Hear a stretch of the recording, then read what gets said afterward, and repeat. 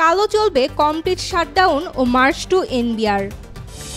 NBR কর্মকর্তাদের শাটডাউনে বন্ধ আমদানি রপ্তানি কার্যক্রম। আগস্টেই ঢাকায় নামছে ই-রিকশা।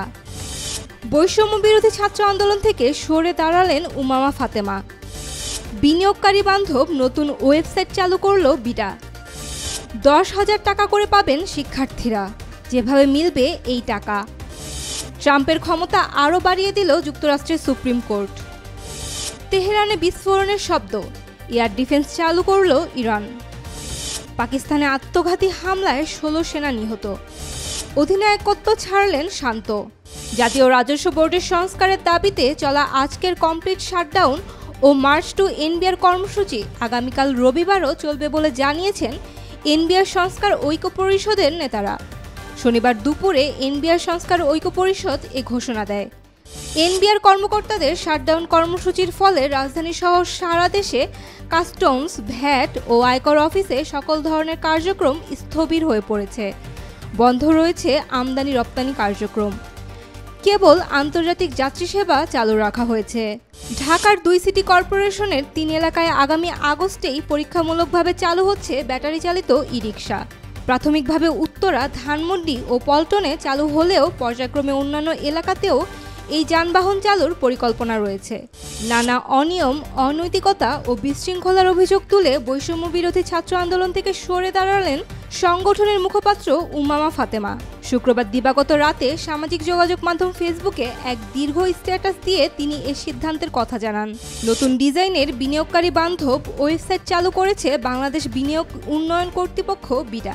শনিবার এক প্রেস বিজ্ঞপ্তিতে এ তথ্য জানায় প্রতিষ্ঠানটি জানিয়েছে নতুন এই অনলাইন প্ল্যাটফর্মটি দেশের বিনিয়োগ পরিকাঠামো আরও সহজ করতে এবং বিদেশি ও দেশি বিনিয়োগকারীদের আগ্রহ বাড়াতে কার্যকর ভূমিকা রাখবে।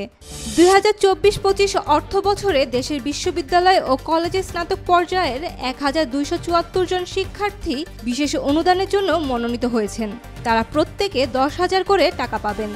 বিশেষ অনুদানের জন্য নির্বাচিত শিক্ষার্থীর এ তালিকা প্রকাশ করেছে শিক্ষা মন্ত্রণালয়। যুক্তরাষ্ট্রের প্রেসিডেন্টের নির্বাহী আদেশ আটকে দেওয়ার ক্ষেত্রে ফেডারেল বিচারকদের ক্ষমতা সীমিত করে দিয়েছে দেশটির সুপ্রিম কোর্ট। এর ফলে অবৈধ অভিবাসী ও অস্থায়ী ভিসাধারীদের সন্তানদের জন্মসূত্রে নাগরিকত্ব বন্ধে যে আদেশ জারি করেছিলেন ডোনাল্ড ট্রাম্প, সেটি কার্যকর হওয়ার পথ প্রশস্ত হয়েছে। প্রেসিডেন্ট ডোনাল্ড ট্রাম্প একে বিশাল জয় হিসেবে আখ্যায়িত করেছেন।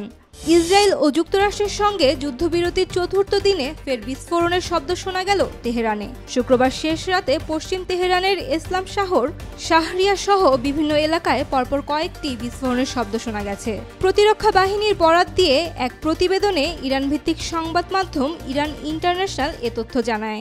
পাকিস্তানে একটি আত্মঘাতী হামলায় 16 সেনা নিহত ও 2 ডজনের বেশি মানুষ আহত হয়েছে। আহতদের মধ্যে বেসামরিক নাগরিকরাও রয়েছেন। পাকিস্তানি তালেবান এ হামলার দায় স্বীকার করেছে।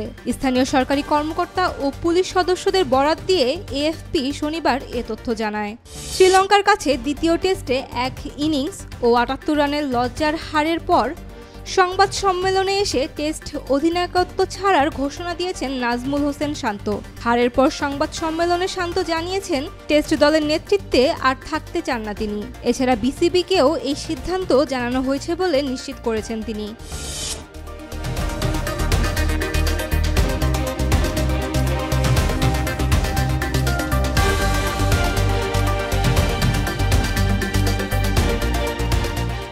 For more updates, follow us on Facebook, subscribe our YouTube channel, get the latest update on www.daily-sun.com.